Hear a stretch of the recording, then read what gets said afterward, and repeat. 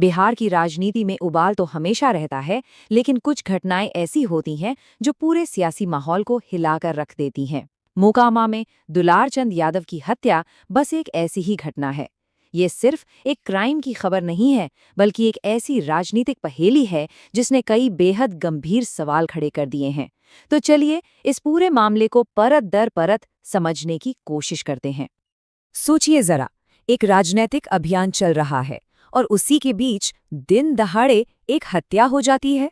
ये बात ही अपने आप में चौंकाने वाली है। तो आखिर उस दिन हुआ क्या था? यही सवाल इस पूरे विश्लेषण के केंद्र में है।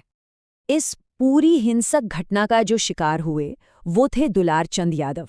वो सिर्फ एक नाम नहीं है, बल्कि एक राजनीतिक कार्यकर्ता थे, और उनकी यह पहचान ही इस पूरे मामले को एक बहुत ही संवेदनशील मोड़ देती है।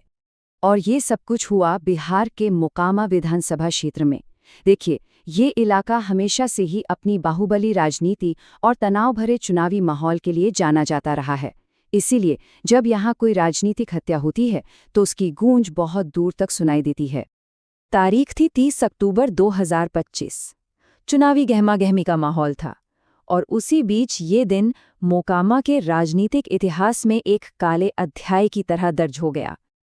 अब सवाल उठता है कि दुलार चंद यादव उस वक्त वहां कर क्या रहे थे? तो रिपोर्ट्स के मुताबिक वो जन स्वराज पार्टी के लिए प्रचार कर रहे थे।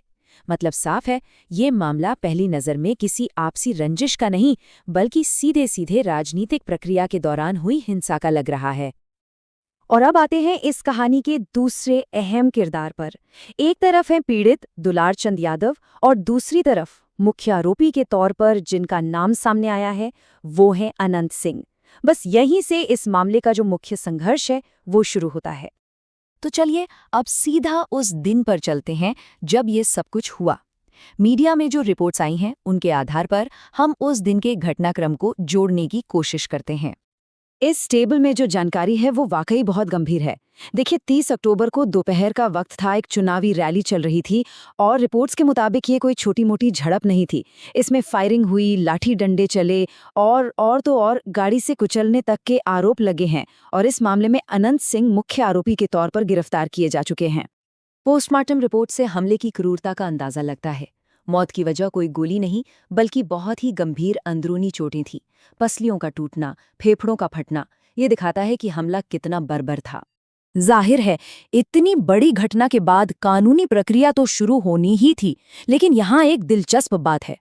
इस मामले में एक नहीं, बल्कि एक से ज्यादा एफआईआर दर्ज की गई हैं। ऐसा अक्सर तब होता है जब दोनों तरफ से आरोप प्रत्यारोप लगाए जाते हैं, जो इस केस को कानूनी तौर पर और भी ज्यादा उलझा देता है। ठीक है, तो अब तक हमने वो देखा जो रिपोर्ट्स कह रही हैं, लेकिन अब इस विश्लेषण के उस हिस्से पर आते हैं जहां जानकारी एकदम साफ नहीं है। वो कौन सी बातें हैं जिन पर अभी भी अनिश्चितता का, कह सकते हैं, एक पर्दा पड़ा हुआ है। चलिए अब उन सवालों पर आते हैं जिनके जवाब अभी भी तलाशे जा रहे हैं। सबसे पहला और बुनियादी सवाल कि उस दिन असल में हुआ क्या था। झड़प ठीक कितने बजे शुरू हुई और कब खत्म हुई, इसका कोई सटीक वेरीफाइड टाइमलाइन अभी तक सामने नहीं आया है। टाइमलाइन के अलावा सवाल घटना की बारीक डिटेल्स को लेकर भी हैं। आरोप तो बहुत हैं, लेकिन ये अभी तक कानूनी तौर पर साबित नहीं हुआ है कि गोली असल में चलाई किसने, या वो गाड़ी कौन चला रहा था जिससे कुचलने का आरोप है। ये सब जांच के बहुत ही महत्वपूर्ण बिंदु हैं।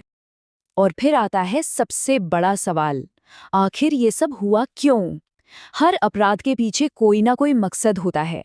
यहाँ सवाल ये है कि क्या ये सिर्फ एक चुनावी रंजिश थी, या इसके पीछे कोई और भी गहरी वजह छिपी है? असली मकसद क्या था, ये अभी भी जांच का ही विषय है। इन सभी अनिश्चितताओं के बीच एक सीधा सवाल ये भी है कि आज की तारीख में इस केस का स्टेटस क्या है? जांच कहाँ तक पहुंची है? कोर्ट में क्या चल रहा है? इन सभी सवालों के जवाब के लिए हमें आधिकारिक स्रोतों से अपडेट का इंतजार करना होगा। तो इन सभी तथ्यों और अनिश्चितताओं को एक साथ रखकर हम क्या निष्कर्ष निकाल सकते हैं? और आखिर ये मामला बिहार की राजनीति के लिए इतना अहम क्यों बन गया है? इस पूरे विश्लेषण से कुछ बातें एकदम साफ हैं। पहली, दुलारचंद यादव की हत्या एक बेहद विवादित राजनीतिक केस है। दूसरी, अनंत सिंह पर मुख्य आरोप हैं।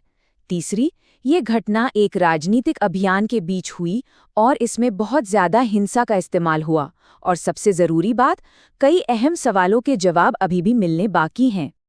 इसमें कोई शक नहीं है कि इस एक घटना ने बिहार की चुनावी राजनीति में एक तरह से भूचाल ला दिया है।